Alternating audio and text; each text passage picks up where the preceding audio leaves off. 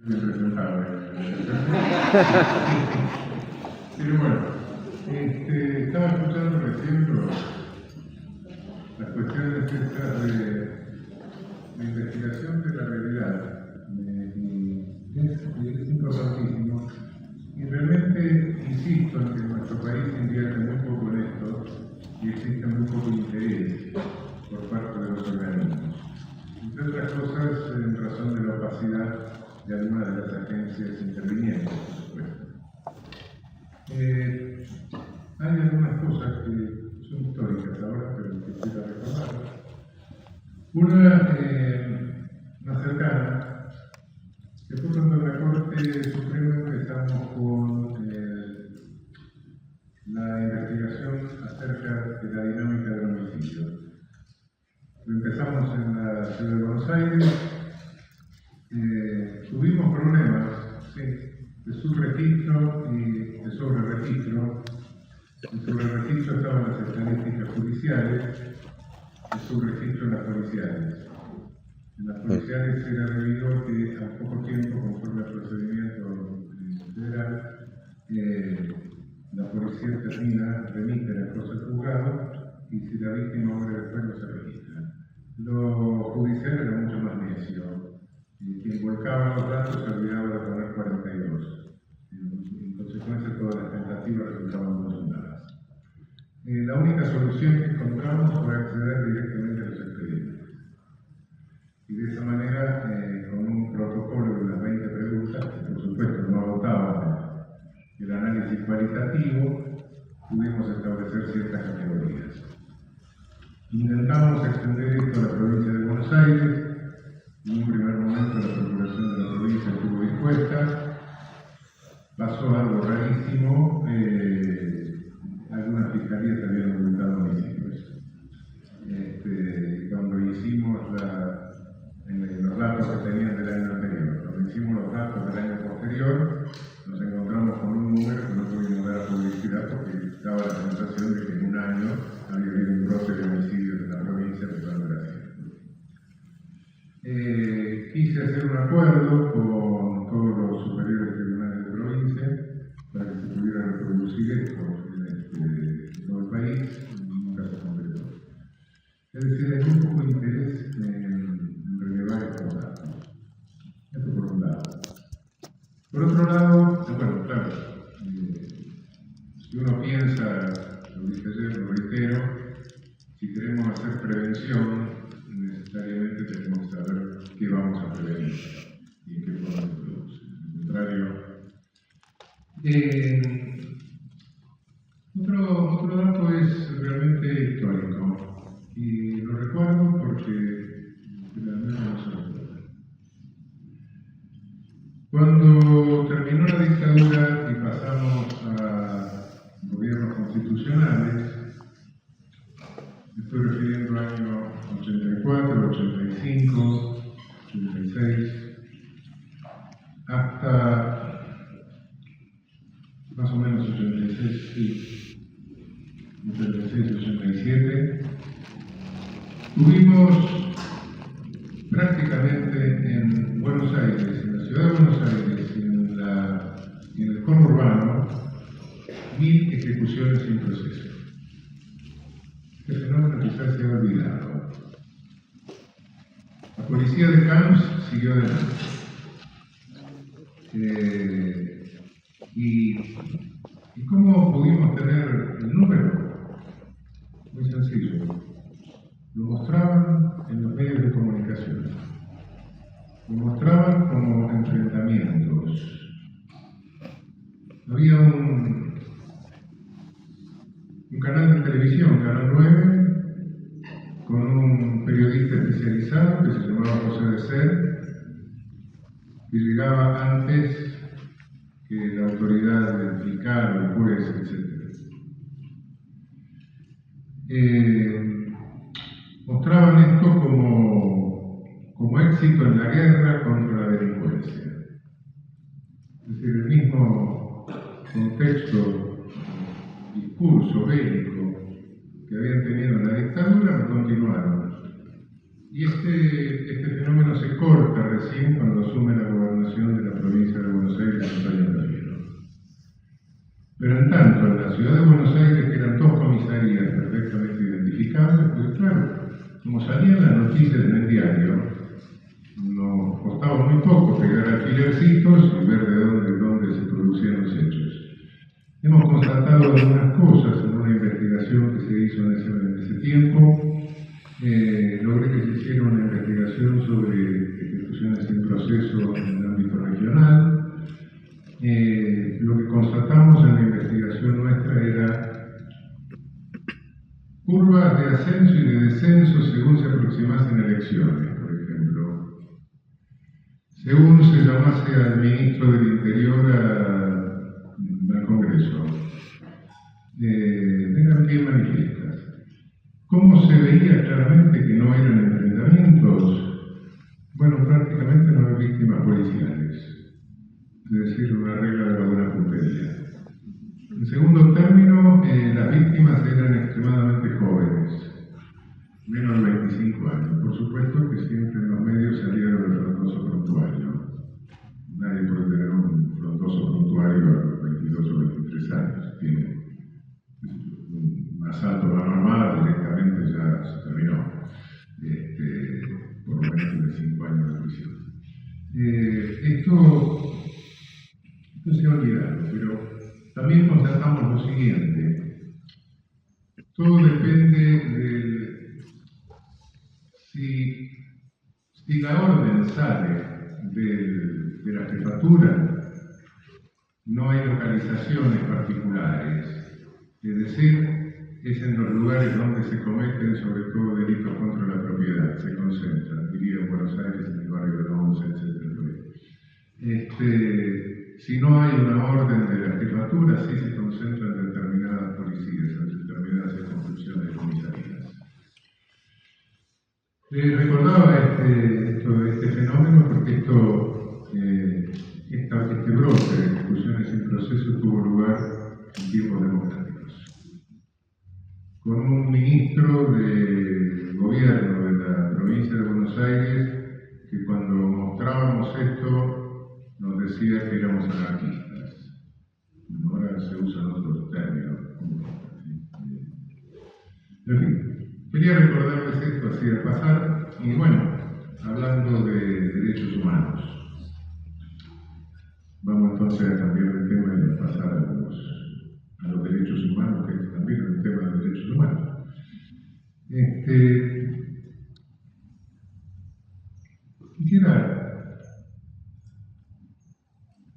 Quisiera recordar un poco la historia de los derechos humanos. ¿De dónde viene esto? Que es, naturalmente, una historia corta, que es la que se relata normalmente en los cursos.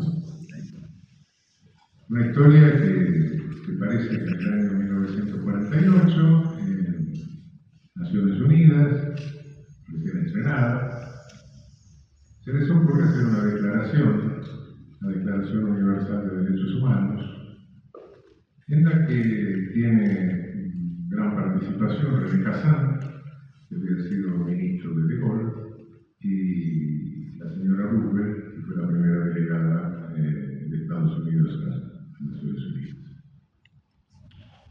¿Qué es lo que motiva esto? Es un poco raro. Primero, decir que todo ser humano es persona por el mero hecho de ser un ser humano. Bueno, es importante. Creo que somos la única especie que se les pudo ocurrir esto, porque todos los demás, los caballos se reconocen entre ellos, los perros entre ellos, los gatos entre ellos, se conocen, se plantean, no sé qué hacen, nosotros no. Tuvimos una declaración después de miles de años. En segundo término, el derecho internacional público hasta ese momento se había ocupado de las relaciones entre Estados, pero de la relación entre Estados y sus habitantes no. Es decir, hasta entonces el derecho internacional público garantizaba a cada Estado el derecho a matar o dejar vivir a sus habitantes. No crean que en el 48 esto terminó, no, de ninguna manera. Una declaración de un organismo internacional es una manifestación de buena voluntad, no es otra cosa. La ley internacional son tratados, y los tratados demoraron más de 20, 30 años casi en tener vigencia. que son los de derechos civiles y políticos, los de derechos económicos, sociales y culturales, lo que forma el gran arsenal legal de Naciones Unidas, que establece controles políticos, no controles jurisdiccionales. No hay un tribunal mundial de derechos humanos, ni existe hasta este momento. Pero eso tardó hasta 1976. Se metió la Guerra Fría en el medio. A partir de entonces sí, la Declaración Universal forma parte de la Carta de las Naciones Unidas y los tratados están vigentes con la eficacia que todos conocemos. A lo largo de todo este tiempo, cabe pensar, bueno, pero ¿qué determinó eso?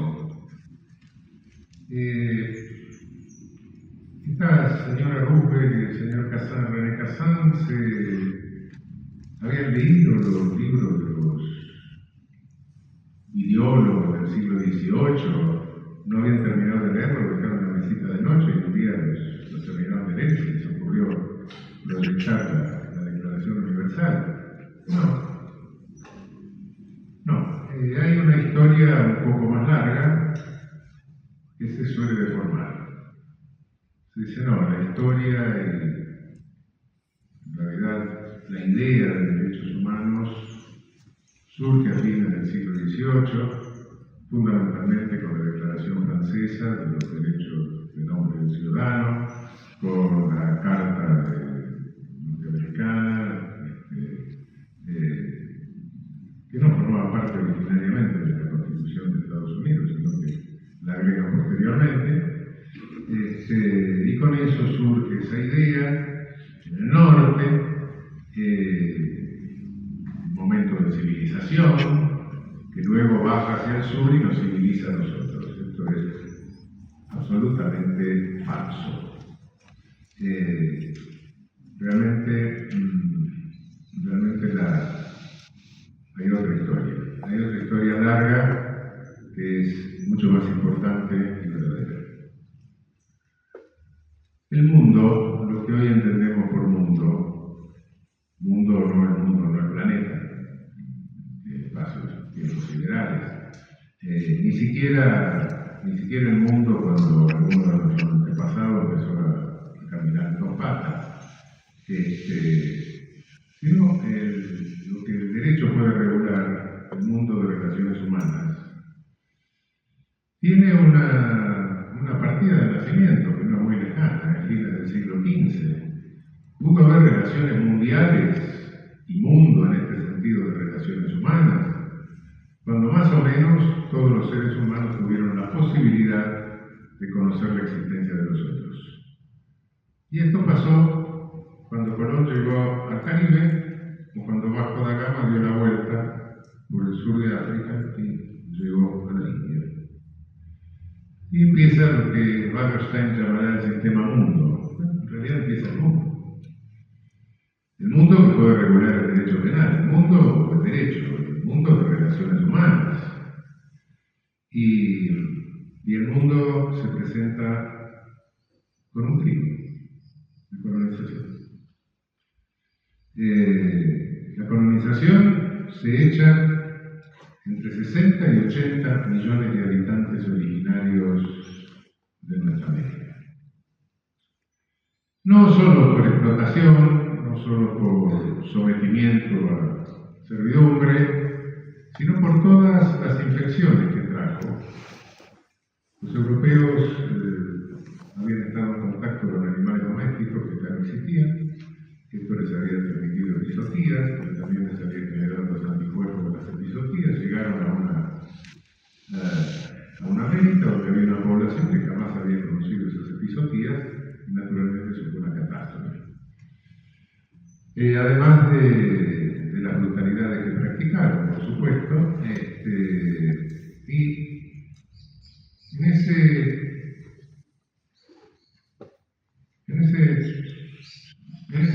momento, en el comienzo del siglo XVI, se alzan en América algunas voces contra ese genocidio. Son varias, pero se destaca una por su insistencia, por el tiempo, etcétera, que fue Fray Bartolomé de las Casas. Fray Bartolomé de las Casas denunció el genocidio y en su testamento finalmente, bueno, tiene cantidad de obras donde va declarando todo, es estigmatizado como autor de la supuesta leyenda negra, no hay ninguna leyenda negra. Virtualmente la colonización ibérica terminó casi termina con la población originaria. Tuvo 20 millones de africanos victimizados, entre los que murieron en la cacería, entre los que murieron en el transporte del navío negrero, entre los que se suicidaron al llegar y los que quedaron sometidos a esclavitud.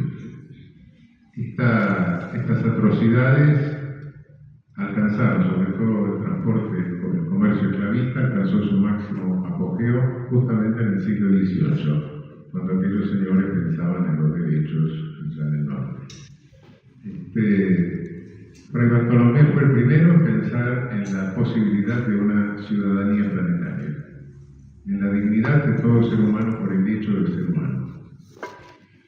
Esa es la primera idea de derechos humanos.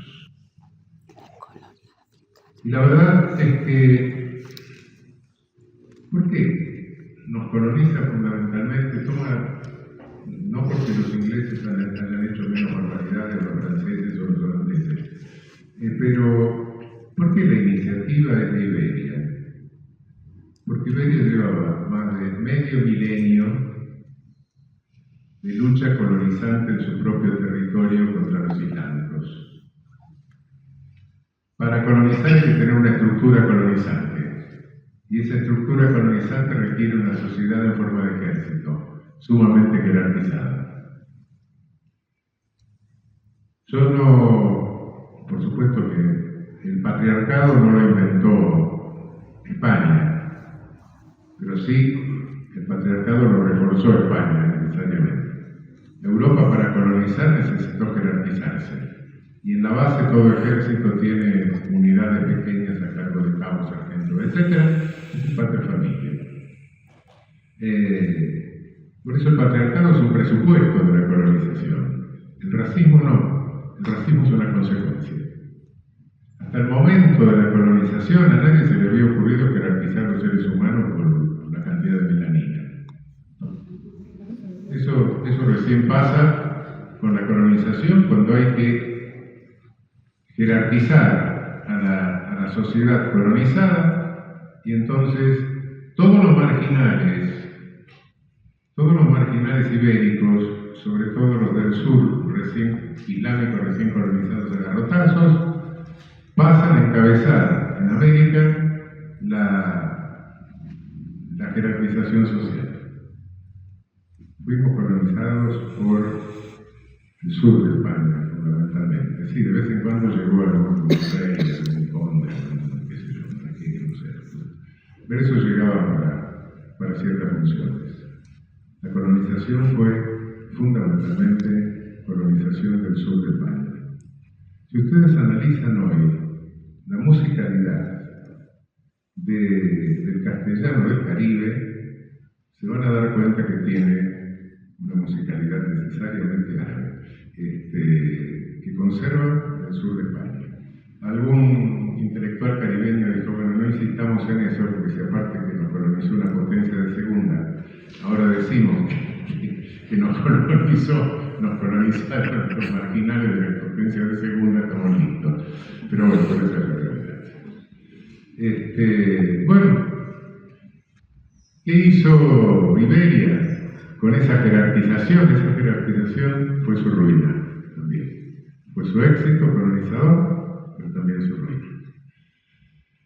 El oro, la plata, los medios de pago y las materias primas que se llevaron, que robaron acá, esas materias primas no las pudieron utilizar industrializando Iberia, porque no pudieron formar una clase de banqueros, de industriales, de comerciantes. Habían expulsado a los judíos, habían expulsado a los moros. En realidad montaron una inquisición, y la inquisición era justamente contra cualquier tentativa de generar una clase de esa naturaleza. Y bueno, ¿dónde se formaron las burguesías? En el centro norte de Europa, al cual tenía que acudir Iberia para comprar sus productos industrializados. Y el día que se quisieron acordar, esas burguesías del centro norte de Europa lucharon contra la nobleza, se hicieron del poder, se desarmó el imperio ibérico y tomaron la nueva hegemonía y abrieron el neocolonialismo. Con lo cual se dedicaron a hacer las mismas o peores barbaridades por Asia, por Oceanía y bastante tardíamente por África. Contra lo que se cree, bastante tardíamente. ¿Por qué? Y porque África, los africanos tenían gérmenes, enfermedades infecciosas, a las cuales ellos les tenían miedo. Entonces, ¿cómo capturaban esclavos? Con enclaves en las costas, pero nunca habían penetrado al interior de África. Al interior de África entra cuando disponen de la quinina y de algunos otros medicamentos, y es muy tardíamente, en el siglo XIX.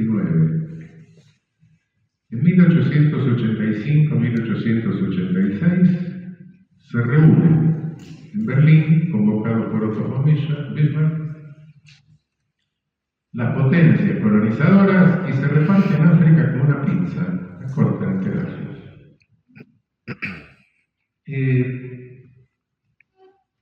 Sin la presencia de ningún africano, por supuesto. Claro que de repente tienen la caradurez y la hipocresía de decir que para el avance de la civilización en África, a ver, no dudo. Ese avance de la civilización hizo toda la explotación del Congo, por ejemplo, que se calcula que son 2 o 3 millones de víctimas por lo menos. Problemas que el Congo sigue hasta el día de hoy, problemas que no han terminado. Bueno, el problema de Sudáfrica, la guerra de Sudáfrica. En fin, Inglaterra, Francia se adueña de la parte más cercana al Atlántico. Inglaterra se abre un camino desde Egipto hasta Sudáfrica. Un reparto, 1885. Mis abuelos ya habían nacido, ¿no?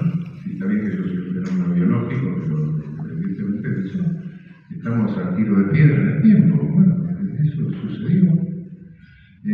Tengamos en cuenta que vivimos en una América donde la esclavitud fue abolida en 1888, con la ley áurea brasileña. Mis abuelitos eran un poco más, ya tenían uso de razón. Es decir, estos fenómenos no están tan distantes en el tiempo, cuidado. Cuando nosotros nos paramos ante otra civilización y decimos, no, cuidado, porque nuestra civilización tiene, qué sé yo, ¿cómo vamos a tolerar que los islámicos tengan a la mujer así? Sí, es intolerable, ya lo sé, pero cuidado. Cuando mi madre nació, mi abuela no podía disponer de sus bienes sin la firma del abuelo. Y cuando yo nací, mi madre no podía votar. De modo que si son valores nuestros, tenemos que difundirlos, pero no creamos que por eso somos la civilización superior. Es otra cosa. Creo que vuelvo al 48 y las cosas no parecían estar muy claras. Por eso que se demoraron 30 años de Guerra Fría.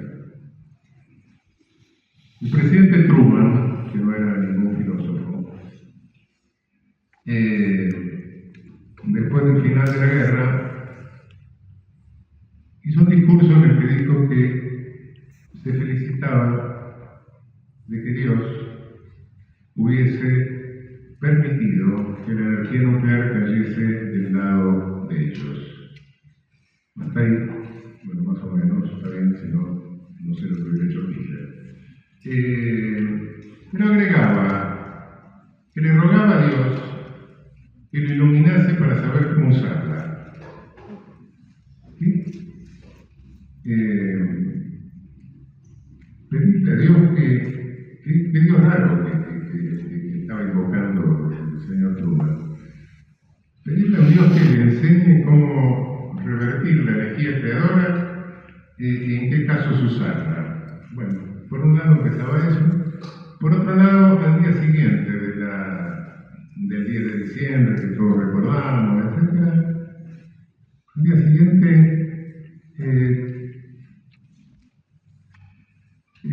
se suscribe la Convención de Naciones Unidas contra el Genocidio. Y en esa convención desaparecen las últimas palabras que había proyectado Lenin. Otros grupos políticos o análogos. Se borró. Y se borró, ¿por qué? Se borró porque, bueno, podía afectar a Stalin. Entonces, no se anunciaba nada muy nuevo en el 48, nada muy promisor. Desde que por un lado se le rogaba a un Dios que le enseñe cómo usar el arma destructiva que había sido el epílogo de la guerra, epílogo innecesario, por lo menos en toda su extensión, y por otro lado el socialismo se reservaba el derecho de los grupos políticos o análogos, el socialismo institucionalizado. Si el capitalismo para un lado, el socialismo para el otro, bueno, y efectivamente, todos sabemos cómo se desarrolló posteriormente las cosas y cómo se demoró incluso la sanción de los pactos que forman el núcleo central de control de derechos humanos de Naciones Unidas. En tanto se fueron generando jurisdicciones que no sometían a juicio a personas sino a estados. Primero sobre la base de la Convención de Roma de 1950, luego sobre la nuestra americana de 1978-1980 y por último la africana.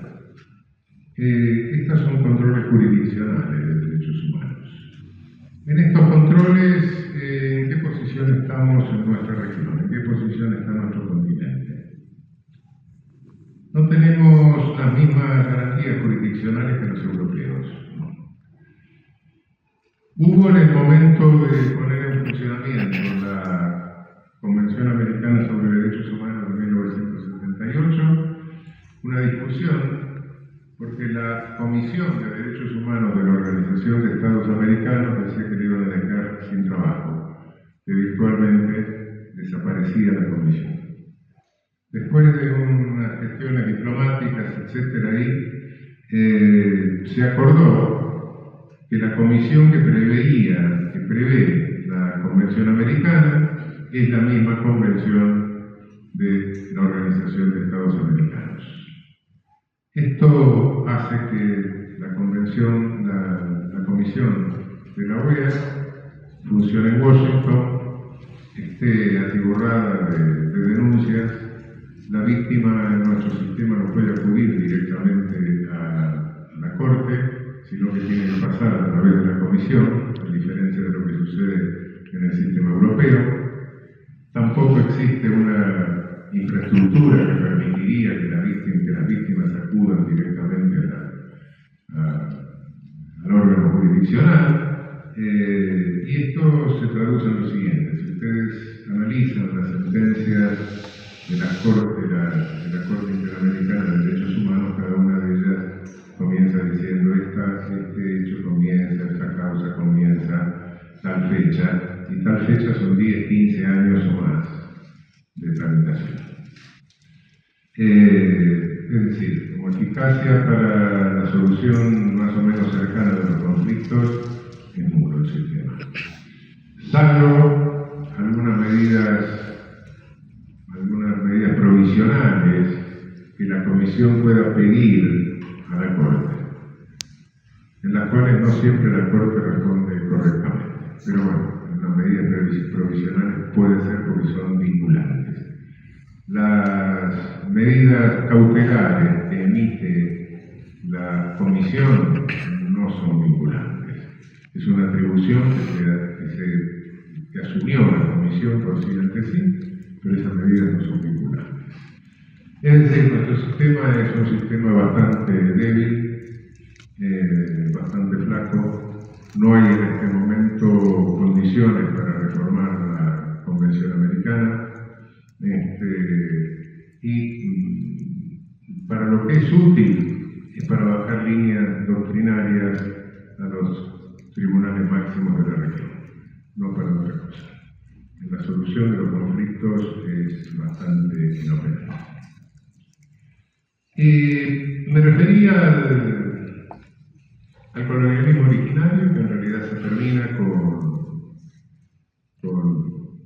cuando cae la hegemonía del imperio ibérico, se producen nuestras independencias y adviene el neocolonialismo. Cuando nos sacamos de encima los libertadores, Maduro lo mataron, San Martín probablemente se fue, Bolívar lo mató a la tuberculosis y un rato después lo iban a matar, Sucre lo mataron, etc. Nos sacamos de encima los libertadores, las oligarquías de nuestros respectivos países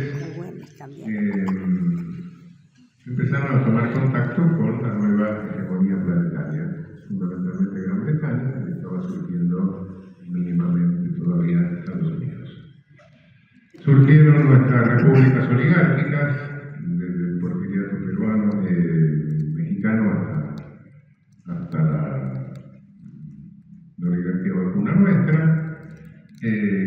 Tuvimos constituciones teóricamente liberales, pero realmente con estructuras de poder cuasi feudales, no digo feudales porque el feudalismo es un fenómeno puramente europeo. Pero bueno,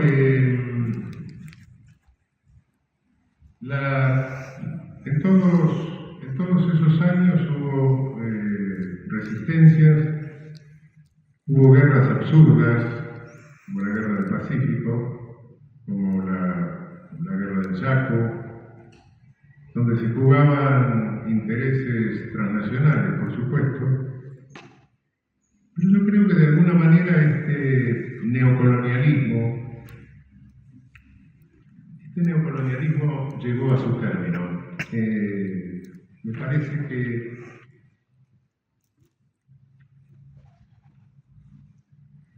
Me parece que las dictaduras de seguridad nacional acabaron con esa etapa. ¿Significa esto que acabó el colonialismo? No, lamentablemente no. Realmente el capitalismo se desarrolla en Europa, incluso en Estados Unidos, merced al robo de oro, plata, materias primas que se nos hizo a nosotros. Ahí se desarrolla la burguesía, ahí comienza el capitalismo, ahí se produce el imperialismo, sí. Pero el imperialismo, el viejo imperialismo de este neocolonialismo, era llevado adelante por políticos del hemisferio norte en beneficio de sus establishments. Ahora sucede un fenómeno muy particular. El real poder, no lo tienen los políticos del hemisferio norte. No tienen poder para llevar adelante nada. Las grandes decisiones económicas no las toman los parlamentos en ninguna parte del mundo. Las toman organismos tecnócratas que pueden estar en Bruselas o que pueden ser el Fondo Monetario, etc.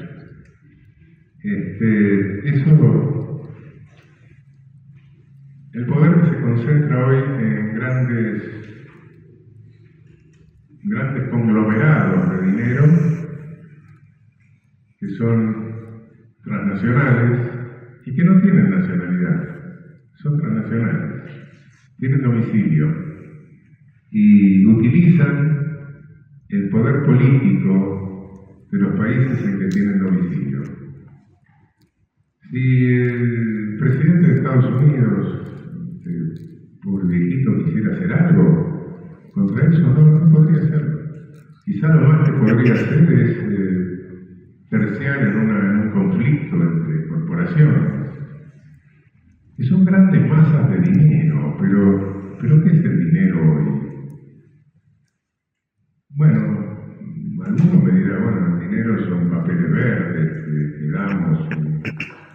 Sí, no, desapareció el patrón oro, son papeles.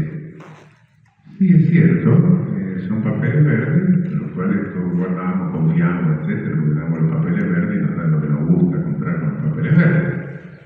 Pero no existen todos los papeles verdes que se contabilizan. Porque cuando llevamos los papeles verdes al banco, el banco los presta. Y el que recibe el préstamo lo devuelve al sistema bancario. Y el sistema bancario lo vuelve a prestar. De forma tal que si todos fuésemos a sacar los papelitos verdes de los bancos, quebrarían todos los bancos del mundo. Porque lo que hay es un encaje del 7 u 8% máximo.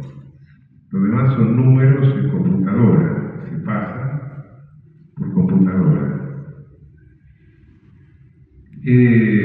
Hubo un momento en la posguerra donde, bueno, los papeles verdes tenían respaldo, fueron las 3 décadas de oro posteriores a la finalización de la Segunda Guerra. Después se dejaron de tener respaldo y se entraron a fabricar papeles verdes. Pero claro, muchos papeles verdes son inflación. Y entonces en un momento dado se dijo, bueno, no fabriquemos más papeles verdes, vamos a fabricar unos papelitos que dicen te voy a pagar deuda. Te voy a pagar, te voy a pagar, te voy a pagar lo que nunca se puede pagar. Estados Unidos está teniendo una deuda equivalente casi a 2 PBI. 2 PBI de Estados Unidos. PBI medio, estoy exagerando. Pero de cualquier manera, esa deuda es impagable. La producción mundial sube, se estanca, pero muy poquito. Habría que producir de una forma tal que se agotarían las condiciones de habitabilidad humana del planeta. Eso es imposible. Y bueno, estamos en una economía cada vez más financiarizada que explota del norte al sur. El sur se endeuda más para tratar de desendeudarse en alguna medida, sobreexplota sus recursos naturales, con lo cual afecta más el equilibrio ambiental. Y esa es la situación que tenemos en este momento de tardo colonialismo o colonialismo financiero.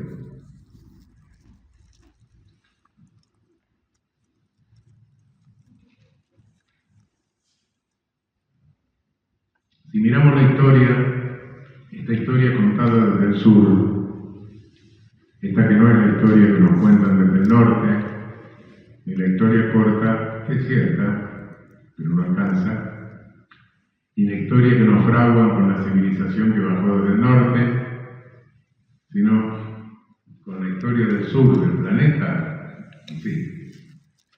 Vamos a ver ¿cuál ha sido el enemigo fundamental de los derechos humanos? ¿Quién ha violado más veces? ¿Quién ha resistido más? La consideración de la dignidad del otro, el colonialismo. Hemos llegado a una etapa de colonialismo donde no nos damos cuenta, hay una tremenda, enorme manipulación. Ha habido un desarrollo tecnológico tan grande, tan acelerado. Claro, nos ha llamado mucho la atención el desarrollo tecnológico de destrucción física masiva, por supuesto. Pero nos hemos dado cuenta que hay otro desarrollo tecnológico no menos importante, que es de manipulación psicológica masiva. Medios de comunicación, toda la inteligencia artificial, etc., al servicio de inventarnos una realidad en la cual, naturalmente, si la damos por cierta, nos motivamos y nos comportamos conforme a esa realidad. Entonces,